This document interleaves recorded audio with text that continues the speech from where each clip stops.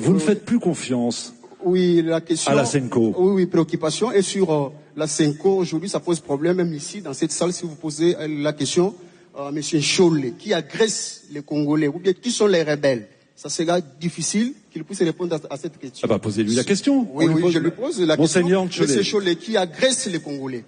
D'abord, entendre ça du ministre Patrick Mouyaya, je me dis que c'est une posture politique, parce que sinon je ne comprendrais pas qu'un journaliste de son rang, avec une mémoire phénoménale connue de tous, puisse ignorer tout ce que la Senco et l'ECC ont fait pour dénoncer ce que vous appelez agression au niveau mondial. Alors comment expliquez-vous que inconsciemment une partie de l'opinion publique a l'impression que vous ne condamnez pas fermement en les nommant les agresseurs rwandais? Là, c'est une posture pastorale qu'on a prise au début de la crise. Le ministre Mouyaya, je continue. Bien sûr. Laissez Monseigneur aller jusqu'au bout de son explication. Je crois que l'erreur ici, c'est qu'on ne prend pas en compte la posture pastorale de deux églises. Souvenez quand le cardinal Ambongo est parti de Beni Butembo, il a parlé clairement de la balkanisation planifiée selon lui par le Rwanda. Il a dit, dernièrement, le président de la Senco, lors d'un discours. Monseigneur, tout ça est une fausse polémique alors. C'est une posture politique, c'est une fausse polémique qui n'a pas lieu d'être. Voilà, c'est une fausse polémique qui n'a lieu d'être. Bon, on donne le micro au public. Tichik, bonjour. Oui, bonjour, merci. Ce dialogue doit se tenir, non pas ici comme le souhaiterait le président de la République, mais dans un pays voisin. Oui. D'abord, on parle d'un dialogue national inclusif. J'allais citer, au fait, les opposants exilés, la société civile et puis la diaspora. Donc, on doit retrouver tous ces mondes-là dans un terrain neutre, dans un terrain qui va nous proposer un environnement moins taquinant par rapport aux autres. Voilà, je parlerai par exemple de l'Angola, la médiation de l'Angola, ça nous plaît quand même, c'est un terrain neutre où il n'y aura pas de frustration. Nous avions besoin d'un climat de confiance entre tous les fils de pays. Monsieur le ministre, un dialogue intercongolais chez le voisin angolais, que vous inspire cette proposition? Les linges sales se lavent en famille, évidemment. Mais je ne pourrais pas aller davantage sur cette question sans revenir justement sur ce que Monseigneur a dit tout à l'heure, parce que c'est du fait de cette mémoire qu'il évoque que moi je suis choqué d'entendre aujourd'hui, c'est une posture pastorale. Il ne peut pas exister de notre point de vue une posture pastorale qui ne condamne pas le mal. Première chose. Deuxième chose. S'il vous plaît. Monsieur le Deuxième chose, j'ai entendu dire ici que la population est divisée. Dans ce que je vois des Congolais, je les rencontre partout dans le pays, il n'y a aucune division quand il s'agit de dénoncer le mal. Bon.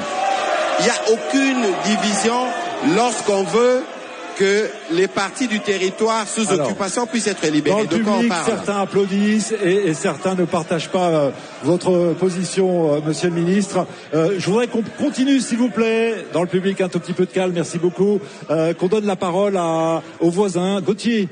Bonjour Gauthier, vous souhaitez vous réagir justement sur l'endroit idéal pour organiser ce dialogue? À propos du lieu, ça doit être à Kinshasa parce que l'adhésion de la population est de mise. Mais vous savez qu'une partie de la classe politique aujourd'hui congolaise vit en exil. Il faudra donc lui donner des garanties de sécurité pour venir jusqu'à Kinshasa et participer à ce dialogue qui pourrait peut-être durer des semaines, parfois des mois. Juan Gomez, en constitution de la RDC, on ne fait pas la politique avec les armes à main. Ceux qui ont les armes à main n'ont pas part au dialogue politique. Mais tous les opposants exilés n'ont pas pris les armes.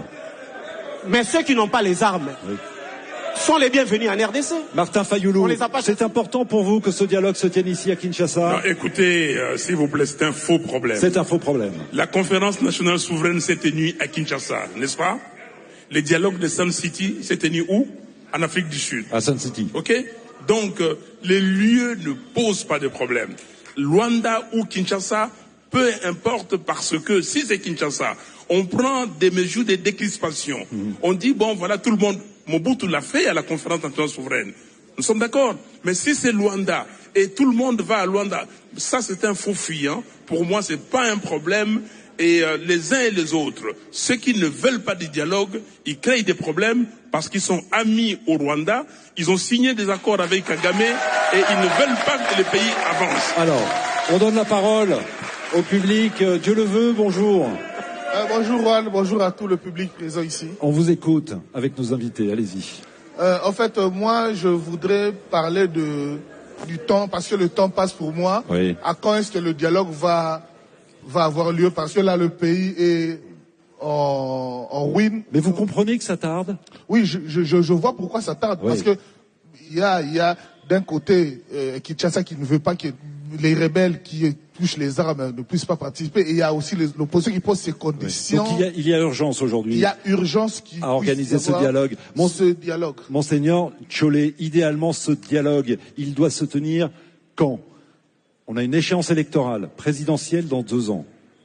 L'idéal, c'est de démarrer le dialogue à quel moment? Je crois l'enjeu, c'est l'épargne des vies humaines, donc le plus tôt possible. On ne peut pas être garant de la nation et ne pas trouver comme extrême urgence mettre les gens ensemble pour que les gens ne continuent plus à mourir. Patrick Mouyaya, est-ce qu'il y a urgence à organiser ce dialogue? D'abord, Juan, je tiens qu'on précise qu'on n'est pas dans un meeting politique. Je sais, je l'ai déjà précisé. Pour la sérénité, des échanges, s'il vous plaît. Pour la sérénité des échanges, cela doit être bien rappelé. Sinon, nous tous, on serait venus avec des militants. Ceci dit, écoutez, la crise, elle est d'abord sécuritaire. Ce n'est pas le fait que les Congolais se retrouvent demain que le Rwanda retire ses troupes dans l'est de la RDC. Première chose. S'il vous plaît, laissez le ministre aller jusqu'au bout de son argumentation. Deuxième chose, au regard justement de l'évolution de la situation sécuritaire, il faut réunir des conditions minimum, notamment un cessez-le-feu respecté, parce que nous, on ne va pas aller ouvrir ces discussions pendant qu'il y a des compatriotes qui doivent, parce qu'on parle d'un dialogue inclusif. Donc il faut attendre, un tableau de Monsieur bord. le ministre, il faut attendre la libération du Nord et du Sud Kivu pour pouvoir entamer ce dialogue. Il est évident que nous ne pouvons pas avoir un dialogue dans des conditions sereines lorsque nous n'avons pas fini de traiter la question sécuritaire. Mais entre-temps, il faut pas non plus oublier qu'aujourd'hui, j'espère, j'en ai offert aux 2 participants à l'émission, que les uns et les autres ont le temps de lire les accords de Washington, parce que les accords de Washington avec le père qui s'appelle le Rwanda, c'est le Rwanda qui peut déverrouiller tous les complices, y compris du M23, et c'est les autres politiques qui séjournent pour qu'ils puissent venir dans un dialogue avec une disposition du cœur à faire la paix. Mais le livre avec lequel vous êtes venu, Monsieur le ministre, il faudra le distribuer à l'ensemble du public venu. Tout le monde doit comprendre ce qui a été signé. Les livres, il est disponible sur les sites du ministère ou sur les sites du département d'État. Bon. Il est donc évident, cher Juan, qu'il n'y a pas de contradiction dans l'absolu dans ce que veut l'honorable Fayulu ou Monseigneur Tcholé. Nous tous, nous voulons que les tueries s'arrêtent. Nous tous, nous voulons qu'il y ait un dialogue. Mais ces dialogues doivent venir être complémentaires à ce qui s'est fait déjà pour régler les problèmes sécuritaires au point de vue. Martin Fayulu et nous n'avons pas assez de progrès de ce côté-là à cause du Rwanda. Martin Fayulu n'est pas d'accord avec vous. Je vous vois secouer votre tête. D'abord, excusez-moi, Martin Fayulu. Oui. On revient à la question initiale posée par l'auditeur qui attend une réponse de chacun d'entre vous. Un calendrier pour ce dialogue? Idéalement, il doit se tenir quand? Mais c'est immédiat. Quand les évêques m'avaient vu et les pasteurs, je leur avais dit, il faut qu'on le fasse tout de suite. Je vis le président togolais tout de suite. Président togolais, Fornia Simbe, facilitateur de l'Union africaine, c'est bien ça. Oui. Voilà. Donc maintenant, la crise sécuritaire a commencé depuis longtemps, mais cette crise sécuritaire a été exacerbée par l'illégitimité de nos institutions et surtout par les deals M. Tshisekedi et M. Kabila. Donc, qu'on nous dise pourquoi Kabila et Tshisekedi s'affrontent. Quel est le problème? Pourquoi ils ne veulent pas de dialogue? C'est ça que les Congolais doivent savoir. Vous allez bien au-delà de la question de Dieu le veut. Est-ce que vous avez été convaincu par la réponse Dieu le veut? Pas du tout. Pas du tout. Bon, moi, ça a le mérite d'être clair et d'être honnête. Mais s'il vous plaît, qu'est-ce que vous n'avez pas compris? Non, je voudrais juste savoir parce que actuellement là, les conditions posées par les 2 parties sont presque inatteignables. Non, il n'y a pas de conditions. D'un côté, le président de la République dit que ceux qui ont pris les armes ne doivent pas participer. Et de l'autre côté, l'opposition dit qu'il doit y avoir des crispations Alors, une réponse très rapide de Martin Fayulu et on retourne au public. Cher ami, c'est une fuite en avant.